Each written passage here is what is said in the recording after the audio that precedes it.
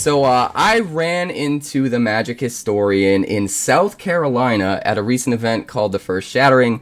We were celebrating the launch of a brand new card game called Wonders of the First, and him and I both kind of went crazy, I think, for this game. And it seems like we're both pretty excited about it. In fact, I think we're probably the only content creators out there who really have this game on their radar, which is interesting.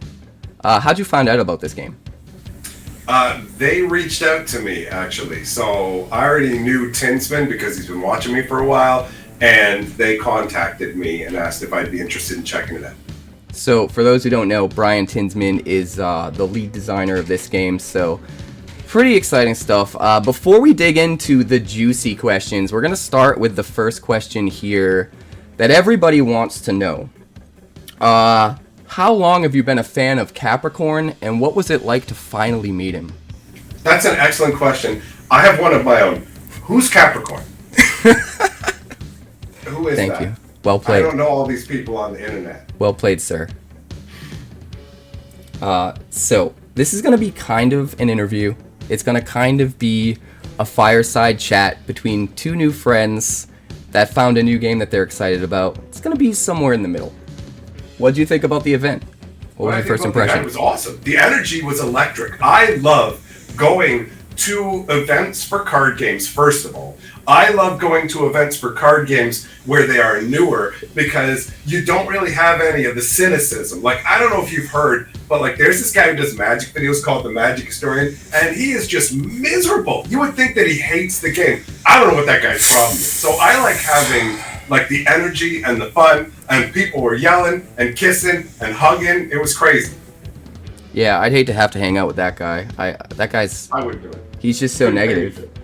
But yeah, the event was really rad. I was surprised at just how much it felt like a family already. Yeah, and for real. 100%. We're gonna talk about the game in just a little bit, but I want to kind of dig into like your initial uncertainty about the game versus what the reality ended up being when you showed up. So, yeah, honestly, when it comes down to it, I am skeptical of a lot of new card games because they get birthed out of nowhere and they die just as fast. So I'm kind of like a war veteran where, you know, buddy gets down into the trenches with you and he's like, "Hi, I'm done." It's like, don't even tell me your name. You're gonna be dead in 4 seconds. I don't need to know. So, I mean, I'm usually willing to maybe give a new game a chance depending, but a lot of them just kind of get shoved off to the side. This one, I basically thought to myself, I don't know if this game is legit at all, but I do know they have 𝑇𝑒𝑟𝑟𝑎𝑛𝑐𝑒 who worked on Magic the Gathering. He's worked on this game, and at the very worst, if it turns out the game is donkey balls, then I can just go, hey, I met 𝑇𝑒𝑟𝑟𝑎𝑛𝑐𝑒, and like I got to do that, so it was worth my time. So they had that carrot. Was it better than your expectations? Did it meet your expectations, or where was that? Where did that It was land? a little bit challenging because during my first game, there was this clown who spilled tea all over the table, and I found it to be really frustrating. But other than that interruption, and I mean, there was also the pressure of having the entire design team like just basically standing around me looking to see what my reactions were. But I will say this, in the first game, I realized, I was like, wait a minute, this is an actual game. Like, there are games that I play where you try it out and you're like, okay, don't laugh in their face. Don't laugh in their face. Don't hurt their feelings. They tried hard, but this is like, Becky, I'm going to put your crappy drawing up on the fridge to make you feel better style. And Wonders was a legitimate game. I'm playing it with Carly. We're having the back and forth. And as we progress through the turns, I'm like, okay, first of all, easy to understand. It's got me pulled in. I'm enjoying it. And with my background in Magic the Gathering, it was really easy to be like, what's this? Self-mill. Okay, perfect. Like, there's a lot of one-to-one, easy to understand setup. So yeah, the first game put me at ease because I was like, oh, thank God. I don't have to spend the rest of the trip like basically glad handling these people going, you guys did a good job. You tried real hard. And then when I got home being like, well, I tried it. It's not for me. But that's not the case. I took it down to the LGS last night, and I watched people have the same reaction in their first game where they got it right away. Somebody described it as intuitive, And I feel like that's totally the case. Games like Grand Archive, I like them, but it took a bunch of games to grasp it more. And honestly, even then, there was still a bit. But with this, I was surprised at how much I liked it from the first game. That's kind of where my head was at too. I'm not normally the kind of guy who will try out other card games because there's just so many. And they all feel like inevitably they're just going to suck a bunch of your time away, and then you're going to realize they're not as good as Magic, and you wasted all that time learning the game, and then you just go back to Magic. So I'm very hesitant to try something new, and then something about this game just stood out as particularly special, and once I gave it a shot, I was really sold, and I'm glad to hear that your story is like kind of similar to mine. There's definitely parallels. For sure. When you arrived in South Carolina, how'd you feel about the team? What were your expectations of the team and your first impressions when you actually met them? I don't actually watch sports, so I don't even know what team we're talking about. I don't know what team either. Team Wonders. Team, when I first met them, obviously, I'm excited to meet Tinsman, right? Like, he's been watching me for 3 years or so at this point, and I was like, sweet, I'm gonna meet Tinsman. And it didn't take long before we were literally arguing about Magic mechanics and everything. Everybody else seemed really chill too. So right away, I was like, these guys are really cool, but there was also a certain level of, I felt like a bug under glass. Because when I first got there, Kelly, who's obviously their marketing manager, she had sent them with this box. Now, she told me when I talked to her that she said, don't just dump this on him, don't surprise him with it. But the first thing these guys did, Joe just went, here, Kelly said I had to give you this. And he gives me a cardboard box that feels empty. And it's like this big, and it holds this in it. And I just said, am I supposed to open this? Like, what am I going to do? I keep it for later? I didn't even know. So then when we went and sat down for dinner, like 5 minutes later, they're like, so open the box, because he was afraid that I would, like, forget about it, which I wouldn't have. And so there's this. Look at how long this is. This is the scroll. Like, I got to see the lore before they officially released it on the website. So this is like or before they showed it at the Shattering. So this is like an artifact of the game. But the thing is, I didn't know anything about the lore at that point. So I'm just sitting there in the dark light of the steakhouse we're in, squinting at it, trying to read it, while they're all staring at me. And I'm just like, okay, what am I supposed to do here? But it didn't take long before we're just joking, having a good time. And by the end of the first dinner, I ended up basically like taking a picture with them all, because I'm like, these guys are chill. This is going to be a good time. Because I've run into some teams and some people before where instantly I was just like, oh no, I'm just gonna have to try and make it through this. But there was nobody that I went, this person's intolerable, I can't deal with them. So overall, it was a good first impression. Yeah, I was nervous about, I don't know what I thought I was walking into, but I was really anxious about, like, I thought I was gonna walk into a room with some people wearing stuffy suits and people calling shots at the top that didn't really understand the game and stuff like that. And I don't know why I had those expectations, but as soon as I arrived and I was like, oh, these are all like genuine people that all care about the game in one way or another. And it just feels like it almost feels like a family. Yeah. Oh yeah. No, I totally get that vibe. By the time we were done on Sunday, when I was leaving, I had only hung out with these guys, what was it? I came in on Wednesday, so Wednesday, Thursday, Friday, Saturday, Sunday. Sunday night, after we left the steakhouse, it was all hugs, and it was just like, this genuinely feels like I made a group of friends, and I'm disappointed to be leaving. Yeah. A1 people definitely love hanging out. I felt that way too. I mean, I was glad that you were leaving, but I wasn't very, very excited to leave. I mean, the fact that I'd never have to see your ugly mug, I didn't know we were going to end up doing this. I was excited about that. I was like, oh, I'm not downs with this guy. Right? So that part I was cool with. But I'm talking about the people I actually like, missing those people. You don't count. Yeah, like as a person. It's really refreshing, I feel, with, how other games have felt super corporate lately. It was just, they blew away my expectations just as far as, like, kind of people they are and how they handle the games. So that was pretty exciting for me. Now, I'd like you to compare, I'm really interested in this. What was it like playing Wonders of the First for the first time versus your memories of playing Magic for the first time? Is there any kind of parallel you can draw?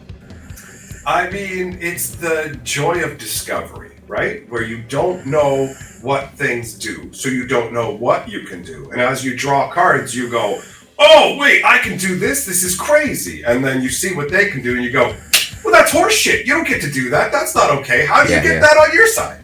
So, yeah, I would say it was that. I really love the exploration of cards and seeing new interactions and that moment where you go, oh, I can do this dirty nonsense. I can't wait. And then they do something else and you're like, no! So yeah, it's got that same kind of vibe. Yeah, the light bulb moments. I think that's what all of us really love in collectible card games the most, is whether it's happening live in a sealed environment like what you were talking about, or, you know, you come up with a crazy deck idea just on the bus or something like that. It's like those light bulb moments where you're like, oh man, I can do this thing that maybe no one's thought about yet, or I didn't realize could be a thing in this game. I think those light bulb moments are what's special about CCGs in general. And absolutely. I've always loved the journey of discovery. One of the disheartening things about the internet era is you can just go online and see everything all at once. Like, I have, actually, you can tell me this, with these collector guides, are these images of every card in the set? Every single card. Okay, I've kept them sealed because I want to go on a journey opening booster packs of Wonders and find the cards that way, as opposed to just reading through them all. I've become accustomed to that card games, but my favorite way to explore things is to just kind of stumble on it, go through a booster pack, see the different things that different groups can do, and then once I've done that, then to go back and go, okay, now I can look at it all, because I'm not going to keep all that up in my head anyways. Right. Well, what's really cool about the collector's guides too is they show every single variant, every type of foiling, all of the numbered OCM stuff, all of that. So if you're just someone that's like wants to know what's possible to pull in this game, that's a good use of the collector's guide. Are they the same size as the regular cards? Like, could I post pictures of them in the Discord pretending that I keep cracking OCMs? Maybe. Maybe. Who keeps getting OCMs? That would be wild. But yeah, I think those collector's guides are pretty cool, for sure. One thing I noticed about this game, and I wanted to ask you what your impressions are of it, is I feel like this game in particular fixes a lot of the problems that are currently plaguing Magic as far as gameplay, just at its core gameplay. And I wonder if you noticed any of that, if you picked up on any of it.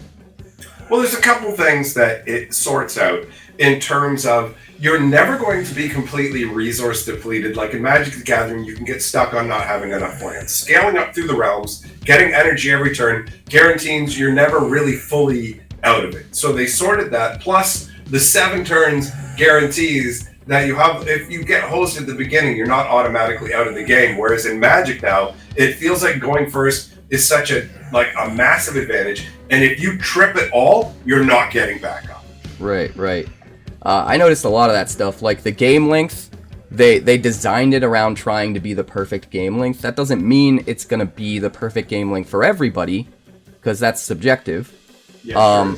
But I think for the normal person trying to make sure that they actually get to play the game and it's not over on turn 4 because of goblins or something crazy like that, is nice. Also, you know, the game not going on forever from like a Nexus of Fate combo deck or some crazy stuff like that is also nice. So I think having that sweet spot's really cool, which you touched on. But I really am pretty impressed with the lands, and I kind of want to just dive into the way they did the lands for just a second here. So what I noticed is the problem with Magic is the variance of having to draw lands when you don't need them, maybe flooding or screwing or whatever the case may be. It seems like the game was really designed around the power level of those first few years of Magic. And with power creep being so insane, it really seems like the level of variance now is crazy. I know you probably mostly play Commander, is that right? No. No, you don't? No, my exposure to Commander is surprisingly limited, actually. Oh, cool. What formats are you most interested in? I tend to play, I used to play Standard a lot. Now I mostly play limited formats and the cube. Okay. The power level is so crazy in Magic now that if you whiff a turn because of flood or screw, it's like you can't catch up. Yep, Basically, like the other person just wins. Whereas in the first few years of Magic, if you whiff a turn because of that, it's like the game is slow enough that you have time to catch up.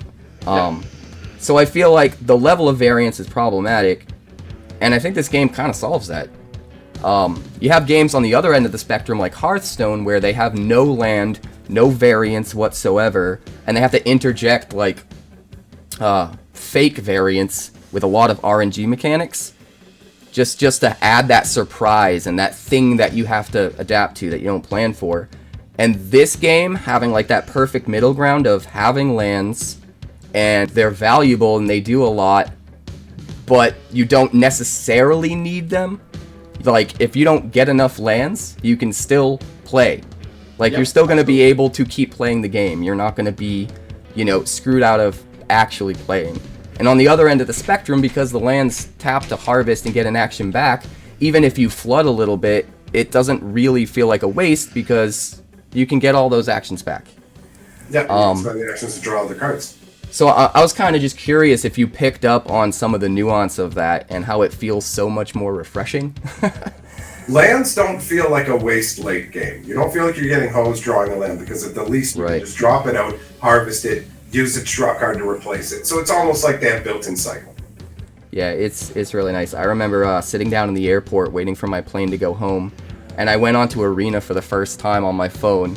And I sat there for 7 turns not being able to play anything because I just drew lands, and I was like, I almost don't want to play this game again. Like, no, it's incredibly frustrating. You feel like you're shut out. You almost feel like the game's trolling you. It's like, okay, you just want me to lose. You just want me to lose. Like, let me play the game. Stop hosing me. There was not a single time throughout the entire weekend playing Wonders where I felt that way. Where I felt like, oh, I just can't play the game.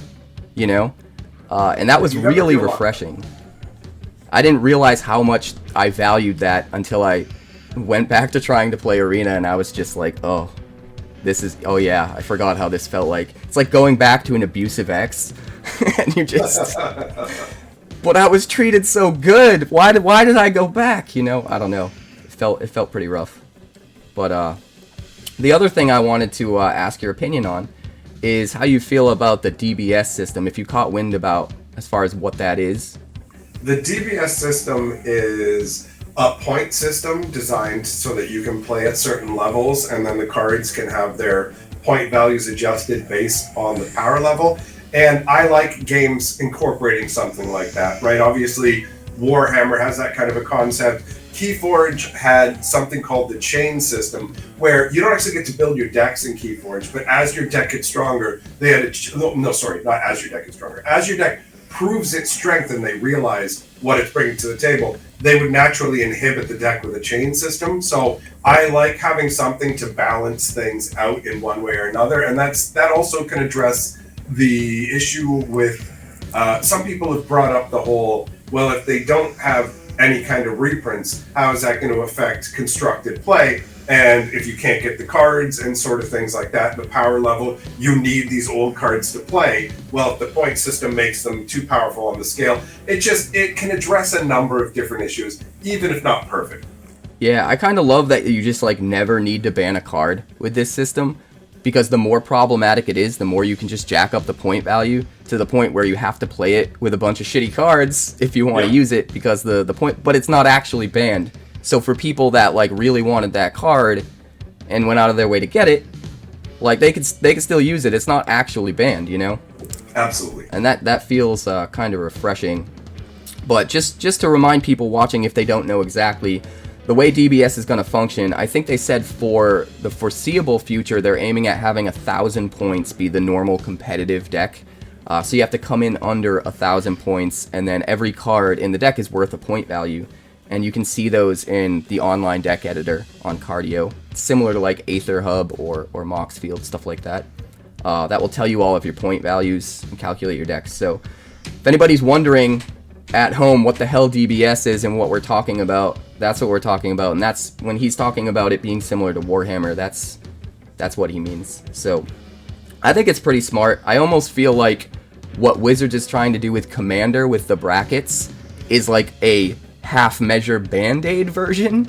They're being basically what they want to do is they want to keep that whole Rule Zero concept where they're actually, it's completely out of our hands and not really manage the system at all. I think that their way of doing things is incredibly lazy. They originally told us, oh, we'll have a system where it seems more actually like would be more similar to the point system where these different cards would be incorporated, but they just lazily went, okay, these 40 cards are a problem, everything else is kind of your problem, and so ultimately it's a system that does nothing but lets them pretend they're doing something. Yeah, it really feels like a half measure, and I almost feel like it's going to evolve eventually to something closer to a DBS, although I don't know if they can do an actual DBS scoring system because there's just too many cards in the game.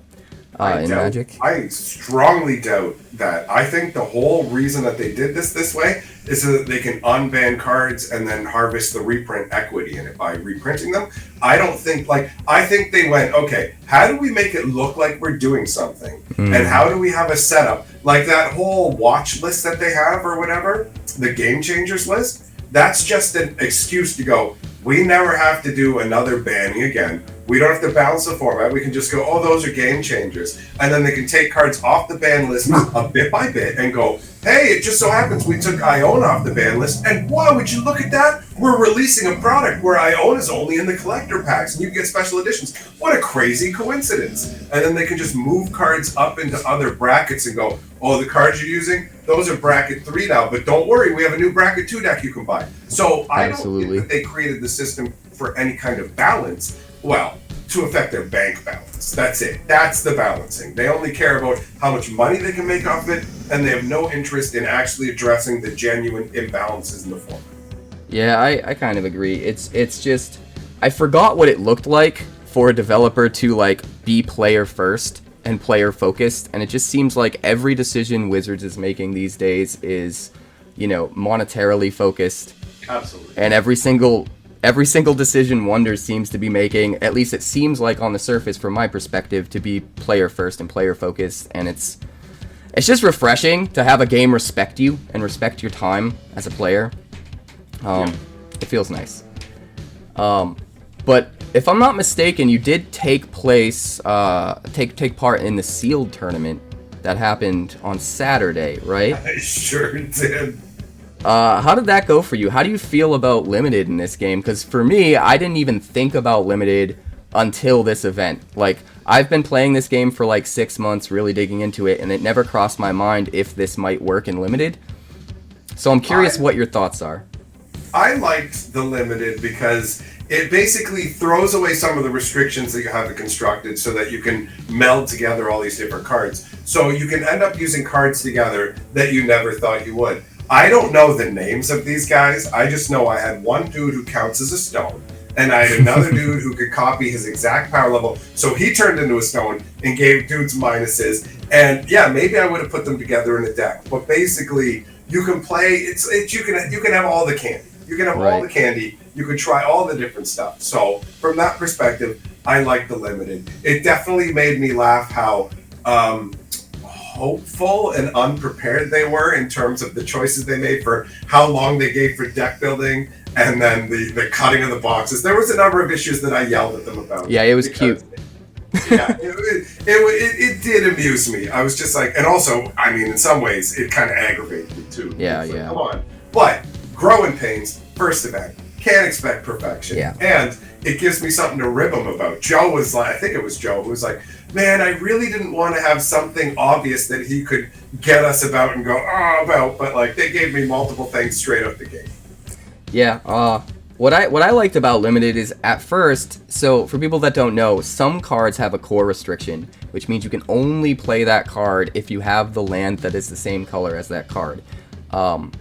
But in Limited, you don't have those core restrictions. And my worry at first was, doesn't everybody just put all the best cards in one deck without that kind of restriction? But I realized there was some nuance in if you focus on certain colors that you have more lands for, you get the cost reduction from those lands. And so even though you can play everything, if you focus on the things that you have more lands of, you can get that cost reduction over the course of a whole game. It might be costing you like 13 less energy or mana for people that play Magic than it otherwise would have cost you. It's like such a huge tempo difference there's another aspect to it as well, and that is there are a number of lands that when you harvest them, you flip the top card of your deck, and if it matches the right type, you get to put it into your hand. So by playing 2 colors, like I did, a lot of the time I would hit with those lands, giving me extra card trust. So ultimately, you're incentivized to try, like, yeah, you can go all 5 colors if you want. You can also just slap a few non in your main 2 colors in. But either way, it's easy to splash, but you're rewarded if you harvest. There's really interesting decisions as far as like how deep do you go into certain colors, or how much do you maybe splash, and there's definitely pros and cons to both. It's not as simple as I originally thought, where you could just like play good stuff, play all your best stuff and you're good. It's really not that simple, and I was surprised by that. So I was definitely super interested to hear your take on Limited, especially now knowing that, you know, you're a Limited player more so. Yeah, no, I definitely had fun with the Limited event, and everybody that I talked to, everybody I sat down with, we're all having fun with it. And the fact that you can change your deck from game to game. After my first game, I went back and I read through some of the cards and I went, shit, what is this not doing in my deck? So, you know, ultimately, it was an enjoyable experience. Ditching the core requirements so you can slap anything in gives you more versatility. Yeah, I love it. So to come full circle a little bit, you mentioned at the beginning about meeting Brian Tinsman. What was it like for you to meet Brian Tinsman? It was fun. Honestly, like I said, he had been watching me for a while, so we had interacted on different social media, sometimes in the live stream, sometimes through Twitter, and I have gotten to, obviously do the thing that I do, troll, have some fun, and it was exciting to talk to somebody who had such a forming hand on the game that I love so much, and also get like background stories, all that kind of, like there was a number of elements that were quite enjoyable. And then there was also the fact that during that limited event, I asked him a rules question, and I said, okay, so what do we do in this situation? And he explained the answer, and I asked him why. I was like, why are you doing that? And he gave me this big, long-winded answer, and I said, so for simplicity. And he said, yes. So throughout the course of the event, people kept playing it was the counters thing, +1 counters and -1 counters. He said they both stay on the cards, and I said that I didn't think that was a good way of doing things. And each person I played with went ahead and played it the way that I thought you should, where they just cancel each other out. And when I told them, no, those aren't the official rules, then they said, what? And they looked confused. So after every round, I went up to him and I said, yo, just so you know, another person just did exactly what I said and thinks the same thing. And then at a certain point, he just looked at me and he's like, look, man, I'm on the spectrum and you like to screw around a lot. So I don't know if you're just fucking with me or if you're giving genuine suggestions. And I said, this is a genuine suggestion. I really like your game. I want it to be better. And so I'm taking this time to tell you, I know I screw with you, but right now I'm not. And I think that he's just like, well, I'd have to write an extra page, a half page of rules. And I said, even if you don't do that, this is how people are already playing it. Like, I even said to them, they're like, I'm just going to do this. And I'm like, yeah, that makes it way easier for both of us. So we were already playing it that way. And then when I was coming home from the trip, I messaged him saying, hey, can you send me over the comprehensive rules? And he let me know that he had made that change. So he is a good dude. I like him. He's done a good job designing the game. And he specifically told me, he's like, I expect you to be as hard on me as you are in other games. I can take it. I got a thin skin. So ultimately, it was dope to meet him. I like him. I like trolling him about stuff. He's an absolute maniac. I don't know if you've seen like footage of him fighting people, but he's a black belt. He's crazy. He does everything, yeah, he's literally crazy. The look in his eyes. He teaches it.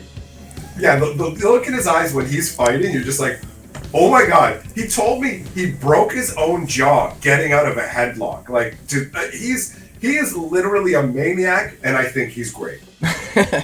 One thing I want to point out that I noticed, it was super refreshing. So I walked in the first day, Friday, right, trying to get set up for everything. The first thing I see, I'm walking down the hotel lobby, and I look to my left, and you and Brian and a couple other people are playing a game of Magic. Yeah, I've got a picture from that game. He played Annihilator against me, and he enjoyed how salty I got about it. He trolled me in the Discord. On day one of their launch event for his new game, he's actually sitting down and playing a competitor's game, you know, with the fans. Like, who does that? What? Yeah, at a certain point, he said, like, once people actually started to show up, because we were doing it before everyone was there, when people started to show up, he's like, oh, maybe we should actually be playing Wonders. And I was like, I'll go grab some precons from my hotel room, because he didn't have them with him. So the decks that I got from Thursday night when I was hanging out with you guys, I brought them down so we could throw down those. But I just think it's refreshing. I think it's refreshing that, like, they care enough about the player that it's like player first, and if you're gonna have fun playing Magic, like, you know, they're not worried about the numbers first. They're not gonna be like, oh no, we can't talk about another game. Like, he actually sat down, played Magic with you. Like, that's so rad. Yeah, I agreed. So that just stuck out to me as like a really special memory for me to witness. So I know it was just when you saw me. Yeah, it was yeah. Something grew inside me. His heart grew 2 sizes that day. Right? So I was actually going to ask you about that. You had mentioned on your video that you posted on your own channel earlier that you initiated a rules change, and I was going to ask you as my next question, but you already answered that. Yep, there you go. So you got the +1 power and the -1 power counters. They now cancel each other out? Yeah, basically, like his original description was essentially, and it was kind of long-winded, but he said it took 15 years for Magic to get to that point, and he just like said all this other stuff, and you could tell that he had thought through it. But it's like all of us. Once you think through something, you're like, okay, I've got that sorted. I don't need to think about it anymore. And after listening to this whole explanation, I just said, so you think it's because it's simpler? And then there was a pause. And he said, yes. And then I started playing people, and I'm like, it's not simpler. I need to like get this across to him that everybody is already playing it in the way I think it should be done. Right. So right. You are basically swimming upstream on this. Just go downstream. And I didn't know if he was going to take those changes into account. Honestly, he didn't say, like, he listened to me at the event, but he gave no indicator. It wasn't until we were on the drive home when I asked for the rules that he said, yeah, by the way, I put those changes in. And I was like, that's a great choice. It makes the game smoother, honestly. So for me, I came home from the event really excited about the potential for playing Limited in some capacity at my LGS every week. Is that something that you might be looking forward to do? I mean, if we could get people interested in it and get the product, I think that starting out with Limited is a bigger leap. I think that, like, honestly, I thought it was cool that they did the Limited event, and I was happy to play in it, but ultimately, for example, I took the, I don't have it right here, but I took the 2-player starter kit with me, and I think that's a really great introductory product. So if I was going to do limited events down at the game store, which I'm totally open to, Jeff talked about sending me out some stuff so I could hook up the people down at the local game store so there were more people playing the game. So first you get the starters into their hand and you get them understanding the game so that when it comes time to sit down and actually build the limited decks, you have an understanding of the game. Because when I started that limited event, I had played 1 game of Wonders, but I had picked up enough in that 1 game that I was answering rules questions for a bunch of different people around me at tables and stuff. And people came up to me later and said, thanks so much. I'm glad that you know this much about the game. And I'm like, I played it once beforehand, right? That's literally it. So Limited is definitely enjoyable, but I don't think you start with it. And then also getting the product to do Limited that's, I'd say, the biggest uphill challenge at this juncture, because how much Wonders is there in the world right now? Right. Well, that was my thought too, is like, if you're trying to play Constructed, you probably need a lot of product to put together a deck that you actually want to put together. But if you can just buy 3 packs and, you know, lay down, play some Limited. I guess you could do it with 3. They gave us 6 for that. Well, it would be 6 for sealed, right? But if you wanted to do a draft, it would probably be 3. Oh my God! You want to start people out with a draft? I'm not talking about starting. I think you're right. We start people out with, you know, 2-player starter kits and maybe the pre-constructed decks and stuff like that. But I just have a feeling that interest is going to surge for this game really quickly.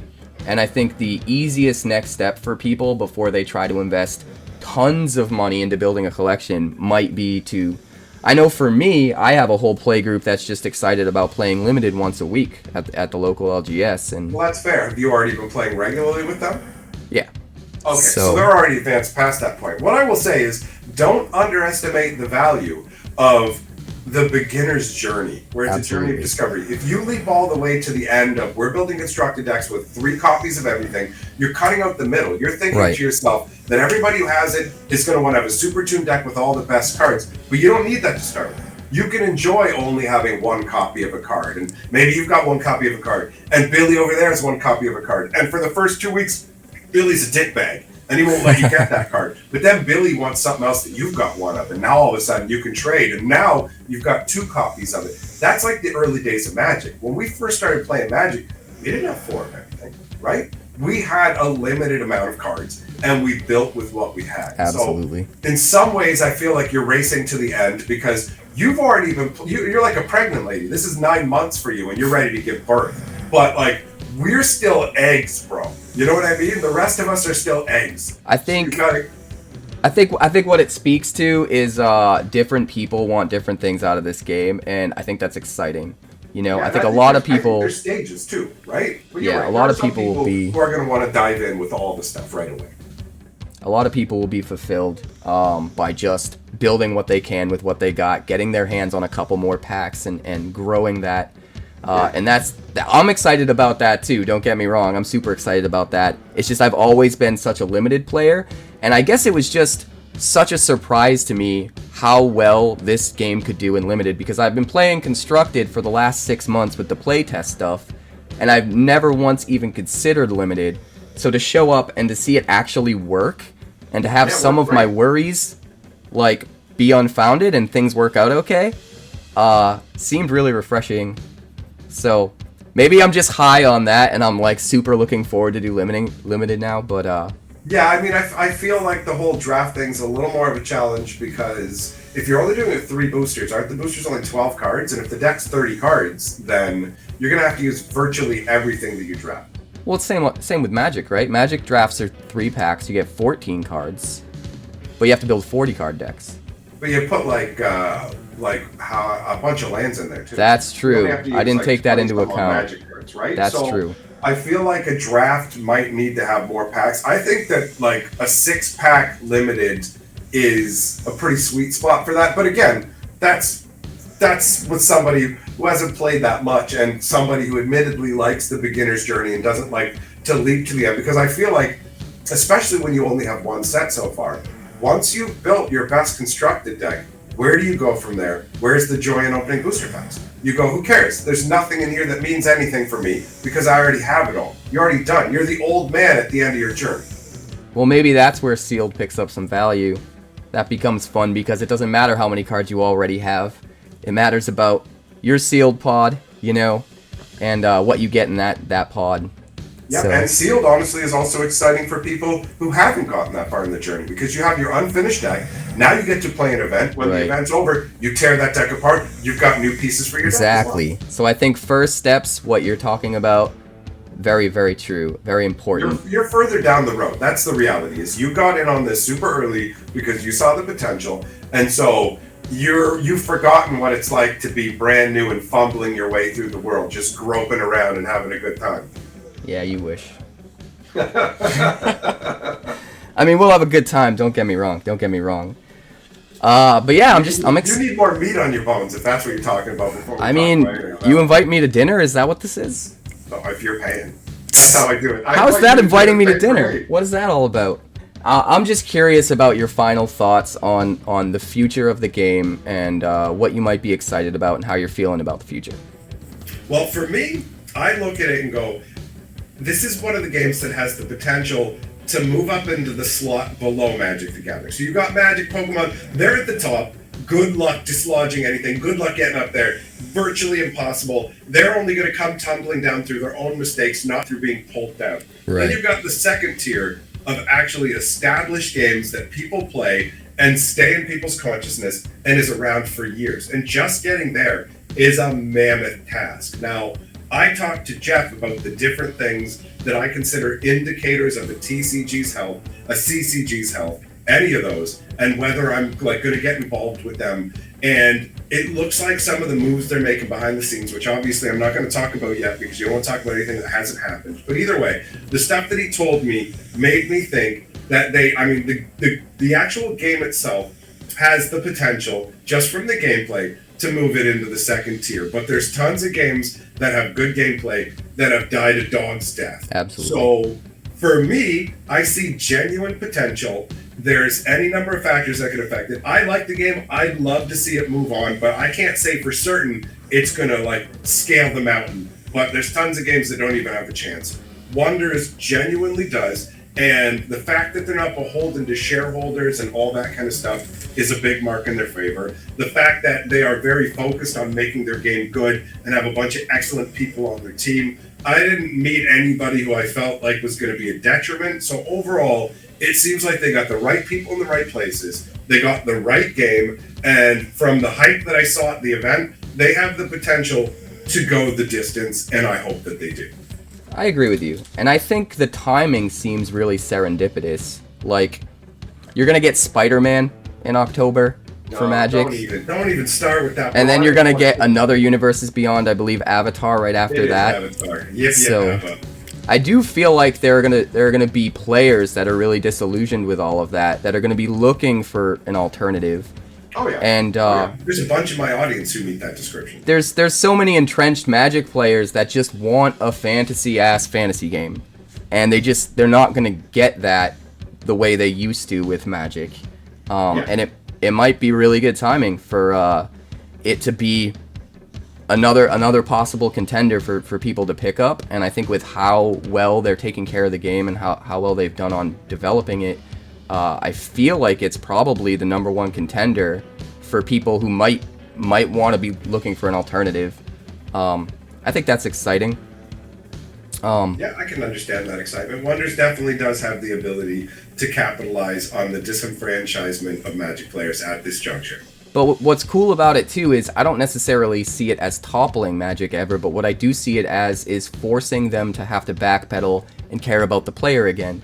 If they get a mass exodus of players that are going to a new game because it's giving them what they want, they have to start giving the players what they want to get those players back. And so I think in the long term, both games could end up being way better and be in almost like a symbiotic relationship, at least for the player.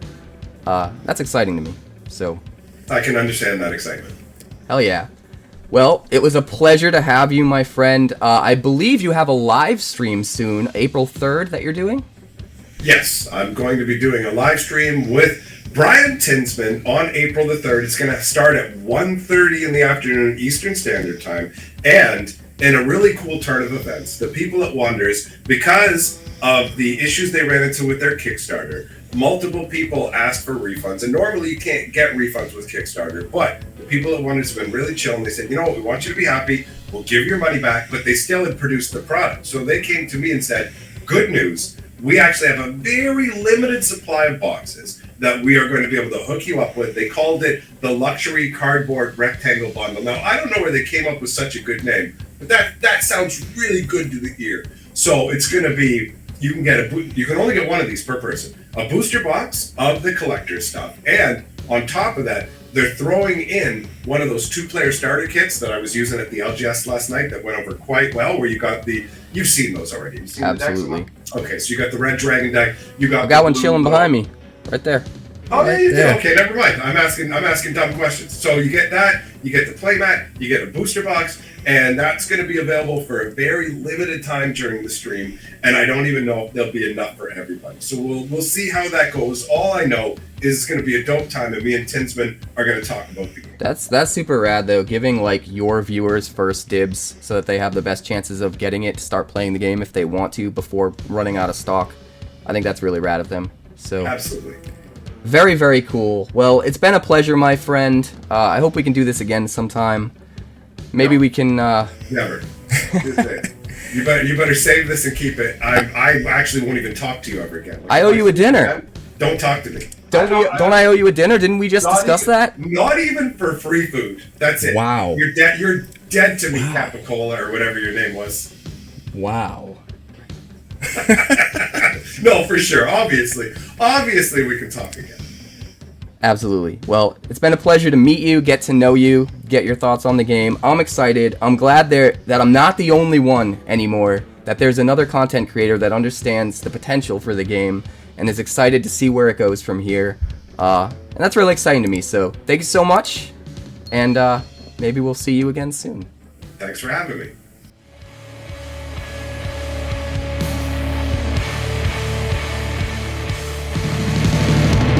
Thanks so much for checking out my channel. I'd like to give a huge shout out to all of my patrons over at Patreon.